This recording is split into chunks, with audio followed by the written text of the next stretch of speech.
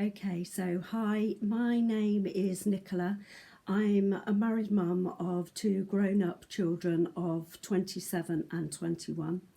And I decided to do this blog really just to prove to myself that number one, that I could, and that number two, maybe I could get some YouTube views, and maybe I could share my story with somebody, and maybe inspire and share some advice for women who are possibly in the same situation as me. So as I said, I've got two grown-up children, 21 and 20. My 20-year-old son is physically disabled with a learning disability and epilepsy. And I've cared for him for the best part of his life up until about 4 years ago when he went to live in supported living. So last year was my 50th year. It was quite a difficult year for me because I'd been working as an occupational therapist in the NHS for the past 5 years. We'd recently gone through a house move from a big 5-bedroom house that I brought my children up into to a small cottage in the same village that my husband had renovated. We bought a row of cottages and my husband was renovating them. And it involved living in a really small cottage with no heating and no lighting, moving to several rented accommodations and then moving back. And he project managed that over the year, and it was really quite difficult. My daughter went to university, lived away from home for 4 months, and then come back home and commuted. And I started my new role as Band 6 OT in the NHS. Along with that, becoming 50. And I went through a bit of a mental health crisis, really. I was going through probably early stages of menopause. There's a lot going on in my personal life. And I kind of lost the plot, really. So I needed to take some time off work. And then gradually over the summer, things got a little bit better. So I found that I'd lost my ability to concentrate, and being an OT within the NHS, concentrating on things is really crucial because you need to be able to read notes, concentrate, and then kind of figure out a plan, a goal plan, and go and see your patients, and concentration is a really big thing. And I found concentrating really, really hard.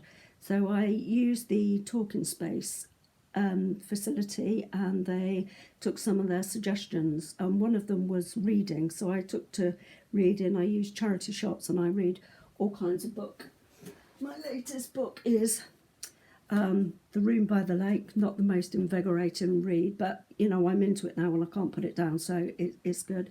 The other thing that I did over the Christmas period was sign up to an online wellness coach, which is really, I find her help really good. The exercises and the products that they recommend, I don't necessarily follow because I don't really believe in all that kind of protein shakes and all that kind of thing. So I started to put my body back into its proper place again. And aside of this wellness coach, I also follow the body coach online, a lady who does free videos and free fitness plans online called Lucy Wineham. And Say Fitness, I follow him on YouTube and Instagram, and a couple of other people that I follow online. And gradually I've gone from when I first started in the NHS, so possibly 3.5 years ago, I was nearly 10.5 stone to between 9 and 9.5 stone. So actually I think I've done really well. The next thing I'm going to be working on is my body image.